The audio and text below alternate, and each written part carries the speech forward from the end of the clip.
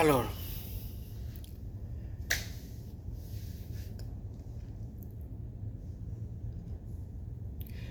tu es sur le point de venir au Canada et tu constates que ton visa ne correspond pas, c'est-à-dire la durée de ton visa ne correspond pas à la durée de ta formation.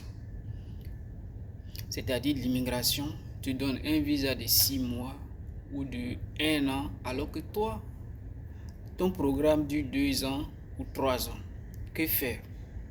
Alors si c'est ton cas, je t'invite à t'abonner à cette chaîne, d'activer la cloche de notification et t'installer confortablement. Je te donne des explications. Effectivement, les amis, il arrive des cas où les gens, pour des études qui durent plus de 6 mois ou de 1 an, mais quand même obtiennent des visas de 6 mois ou de 1 an. Les amis, comme la plupart des personnes qui viennent dans le cadre des études, se font aider par des agences. Et ces agences-là, lorsqu'elles reçoivent vos admissions, pour la plupart des gens qui sont à l'université, les admissions, l'université souvent ne détaille pas le début de votre programme et la fin de votre programme.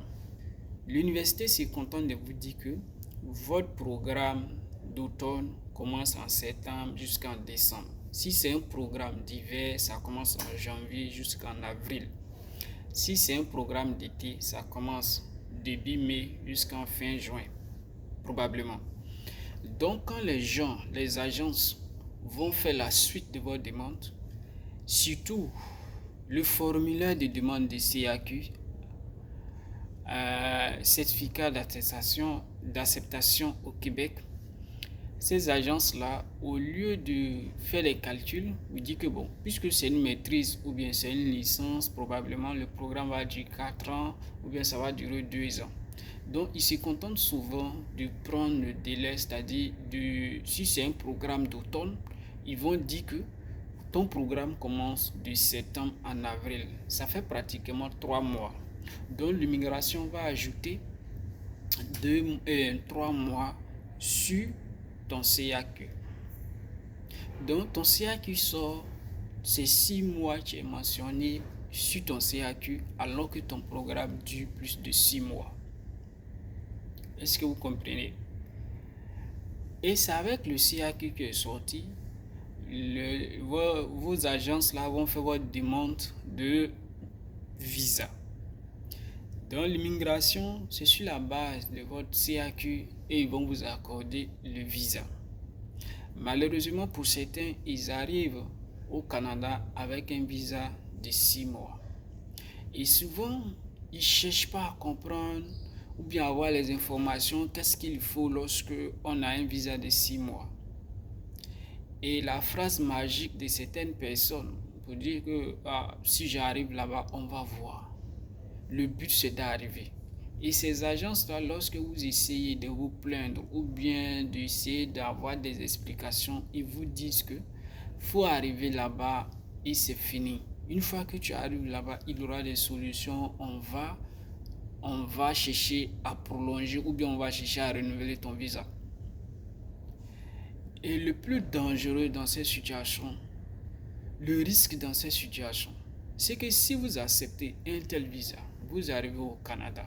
Certes, l'immigration va vous autoriser à rentrer au Canada. Une fois au Canada, le malheur pour certains, c'est que ils n'ont pas l'argent de leur première session. Ils se disent que quand je vais arriver là-bas, je vais travailler pour payer ma première session.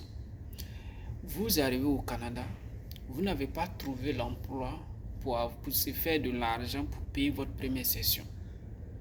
Vous n'avez pas eu l'argent. Du coup, vous n'êtes pas inscrit.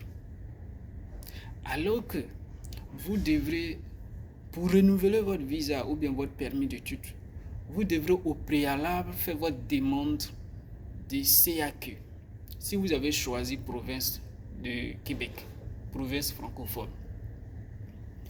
Donc ces personnes-là, 3 mois après, tu dois commencer les démarches pour pouvoir renouveler ton permis d'études. Puisque tu n'es pas allé à l'école, tu n'as pas eu l'argent pour t'inscrire. Tu n'auras pas les documents qu'il faut pour soumettre ta demande de CAQ. Parce que pour soumettre ta demande de CAQ, il faut montrer que une preuve pour dire que quand tu es arrivé au Canada, tu es allé à l'école, tu as relevé des notes, tu as ton attestation d'inscription ou bien certificat d'inscription, en tout cas reçu tout ça. Ça fait partie des documents qu'il faut fournir à l'immigration ou bien au MIFI pour renouveler ton CAQ. Et aussi, quand vous êtes déjà sur le territoire, pour renouveler votre CAQ, vous avez besoin des preuves financières. Contrairement lorsque vous êtes en Afrique ou bien lorsque vous êtes au Canada. Donc, vous n'avez pas ces informations. Les preuves financières que vous avez prises pour faire votre demande de permis d'études ou bien votre demande de visa, vous ne pouvez plus utiliser ces preuves financières parce qu'on vous demande de fournir les preuves financières de moins de 6 mois ou bien les 3 derniers mois.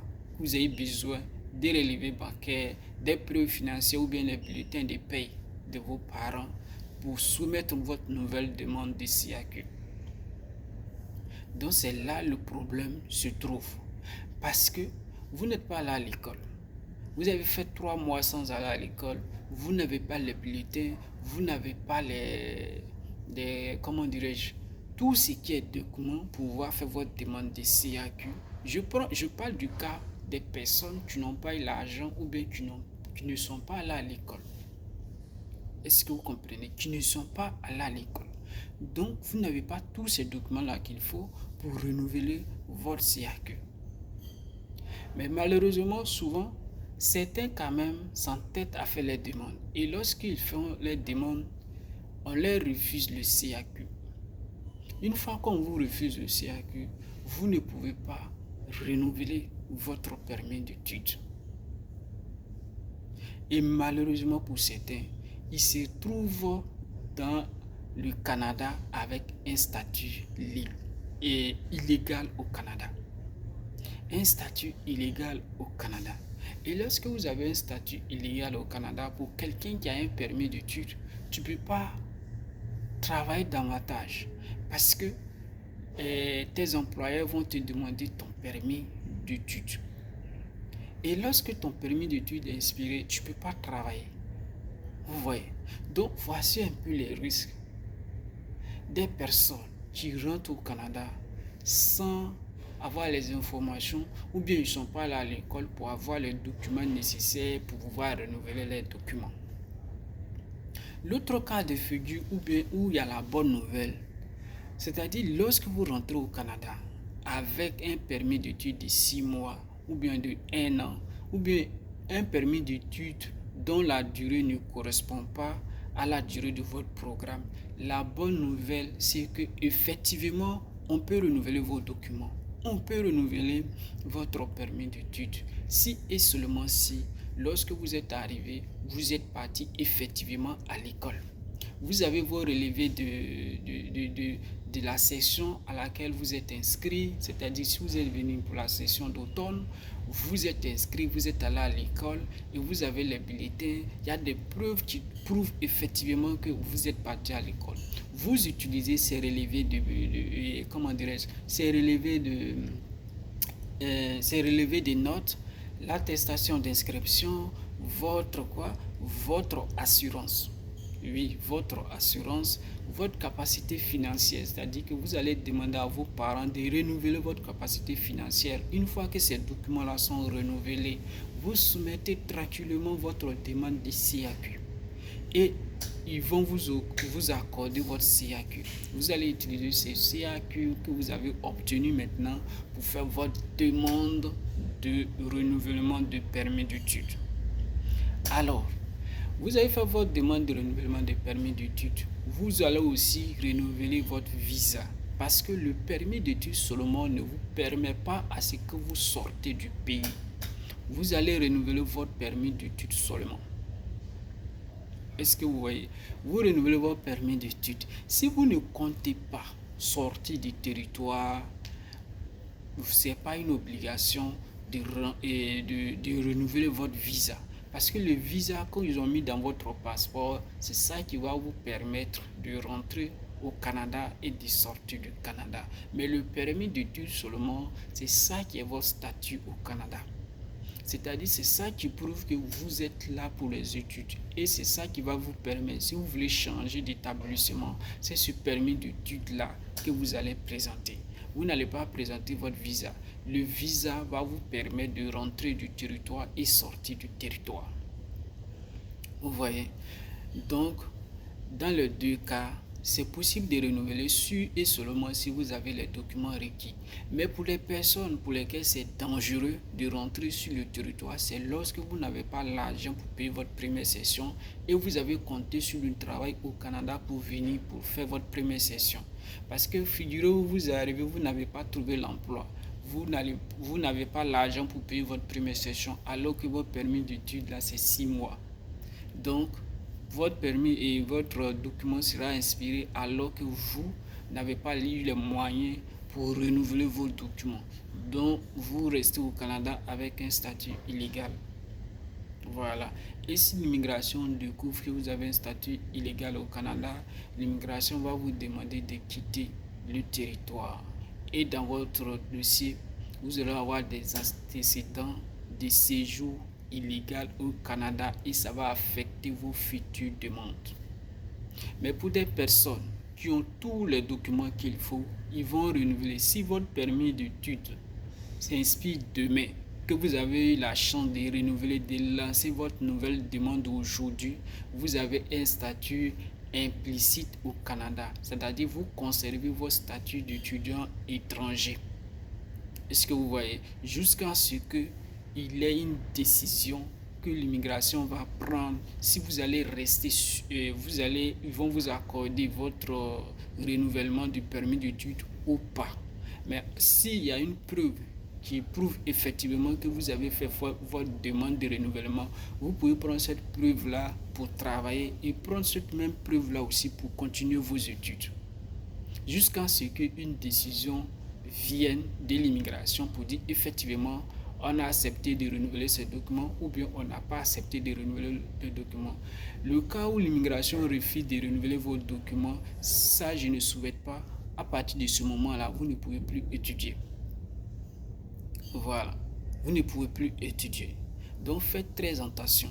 Quand on vous donne le visa, ne vous contentez pas seulement de dire que moi, quand je vais arriver là-bas, je vais improviser, je vais, comment dirais-je, quand on va arriver là-bas, tout s'échec. Et c'est comme ça, beaucoup se sont retrouvés dans ce pays-là avec un statut illégal.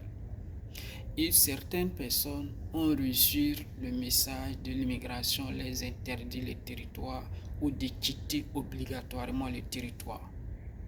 Donc dans la vie, pour terminer ma vidéo, si vous avez un permis d'études de 6 mois ou moins la durée de votre programme, et avant de venir au Canada, cherchez à avoir l'argent d'abord pour payer votre première session. C'est ça qui va vous permettre de renouveler vos documents. Vaut mieux une petite honte qu'une grande honte. Parce que si ton cas est comme ça et tu t'entêtes pour venir au Canada, tu arrives, tu n'as pas pu renouveler tes documents, tu vas repartir au pays. Tu vois, ça c'est la grande honte. Alors que tu pouvais rester, ça c'est la petite honte, le temps de te préparer pour venir. Est-ce que vous voyez? Vous pouvez vous préparer pour venir. C'est possible de faire les reports de session. Si vous n'avez pas l'argent, vous pouvez faire, alors que vous avez le visa, vous pouvez faire des reports de session. Si je vais développer tout ça, la vidéo sera très longue. Donc, je vous conseille de vous abonner à cette chaîne. Si vous avez des questions par rapport à ce cas, laissez-moi des commentaires. Voilà, laissez-moi des commentaires. Ou bien, si vous avez d'autres sujets que vous voulez que je vous explique, laissez-moi un commentaire et je ferai une vidéo. Voilà, mais pour que tu saches que j'ai fait une autre vidéo, tu dois devoir t'abonner comme ça et puis activer la cloche de notification. Comme ça, la prochaine fois, tu seras alerté de la nouvelle vidéo. Sur ce, prenez soin de vous et à la prochaine.